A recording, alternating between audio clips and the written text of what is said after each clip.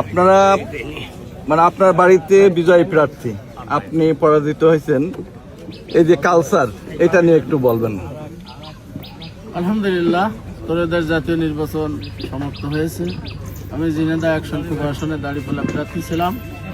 জনগণের ভোট জনগণ দিয়েছে, ভোট প্রত্যাশিত ভোট পড়েছে।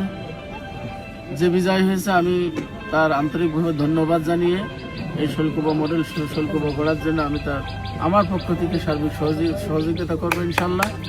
এবং আমি আমার বিজয়ী প্রার্থী, ধানের শীষী প্রার্থী অ্যাডভোকেট আসাদুজ্জামানকে আমি এতটুকুই বলতে চাই যে শৈলকুপার যে কালচারগুলো অতীতে ছিল সেই কালচারগুলো যাতে আমরা ভাঙতে পারি, জনগণ সবাই শান্তিতে থাক, স্বস্তিতে থাক, গ্রামের যে গোলমাল কাজি কালাম এগুলো যাতে বন্ধ থাকে, সেই দাবি রেখে আমি আমার কথা শেষ করছি।